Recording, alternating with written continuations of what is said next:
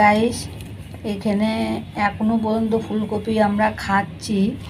এটা হলো দিল্লিতে আছি বলে সবসময় আমরা ফুলকপি খেতে পাচ্ছি, প্লাস দেখতেও পাচ্ছি।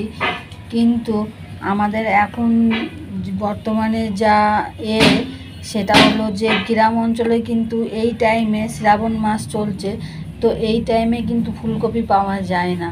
কিন্তু আমি যেখানে এখন ফিলহাল আছি দিল্লিতে, এখানে 12 মাসে কি গরম কি শীত ফুলকপি এনি টাইম পাওয়া যায়। তো আপনাদের গাইজ বলতে চাই যে আপনারা কি গ্রামে এরকম আমার মতো ফুলকপি খাচ্ছেন?